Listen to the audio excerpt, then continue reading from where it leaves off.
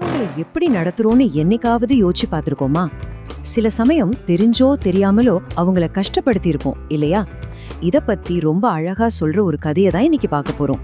இது நரி மற்றும் கொக்கை பற்றிய ஒரு சின்ன கதைனாலும் இதுல இருக்கிற பாடம் ரொம்ப ஆழமானது. சரி வாங்க, தந்திரமான நரிய அந்த புத்திசாலி கொக்கு எப்படி ஒரு பாடம் படிக்க வச்சதுன்னு இந்த கதைக்குள்ள போய் தெரிஞ்சுக்கலாம். இந்த கதை ஒரு பெரிய காட்டுல தான் ஆரம்பிக்குது. அங்க 2 பேர் இருந்தாங்க. 2 பேரும் குணத்துல ஒருத்தருக்கு ஒருத்தர் நேர் எதிர். ஒரு பக்கம் நம்ம நரி, அதுக்கு மத்தவங்கள ஏமாத்தி பாக்குறதுல ஒரு அலாதி பிரியம்.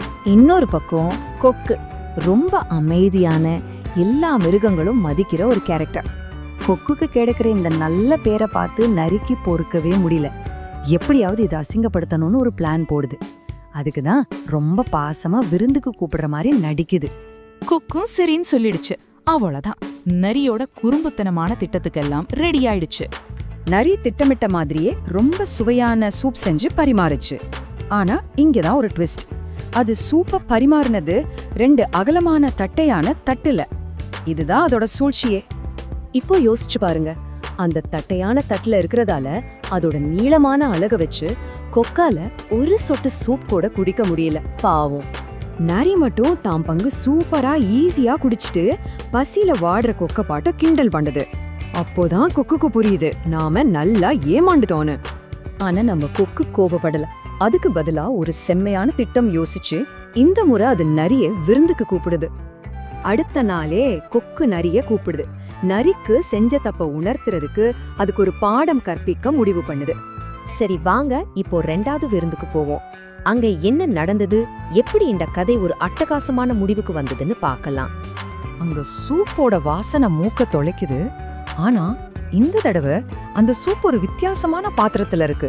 அதாவது நரியோட தந்திரத்துக்கு சரியான பதிலடி கொடுக்கற மாதிரி ஒரு உயரமான குறுகிய கழுத்துள்ள ஜாடியில பரிமாறப்படுது.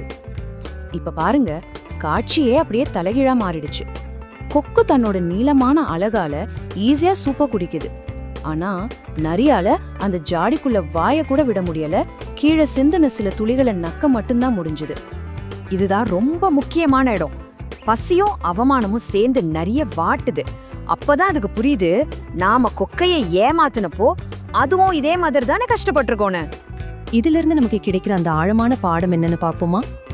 இந்த கதை நமக்கு ஒரு அடிப்படை உண்மையை கத்துக் கொடுக்குது. சிம்பிளா சொல்லணும்னா, வினை விதைத்தவன் வினை அறுப்பான். நீங்க எதை கொடுக்குறீங்களோ அதுதான் உங்களுக்கு திரும்ப கிடைக்கும். இதை இன்னும் கொஞ்சம் தெளிவா பார்க்கலாம். முதல்ல, நீங்க செய்யற ஒவ்வொரு செயலுக்கும் ஒரு விளைவு கண்டிப்பா உண்டு. 2வது, நீங்க மத்தவங்களை எப்படி நடத்துறீங்களோ அதே மாதிரிதான் அவங்களும் உங்களை நடத்துவாங்க. கடைசியா, சில விஷயங்களை சொல்லி புரிய வைக்கிறத விட அனுபவபூர்வமா உணரும் போதுதான் அதோட வழி நல்லா புரியும். நரிக்கு புரிஞ்ச மாதிரி. கடைசியா, இது நம்ம எல்லாருக்குமான ஒரு கேள்வி. நம்ம வாழ்க்கையில நம்மள சுத்தி இருக்கிறவங்களுக்கு நாம எந்த மாதிரியான தட்டை நீட்டுறோம்? எல்லாரும் சாப்பிட வசதியான நியாயமான தட்டையா, இல்ல நம்ம வசதிக்கு மட்டும் ஏத்த மாதிரி ஒரு தட்டையா? யோசிச்சு பாருங்க.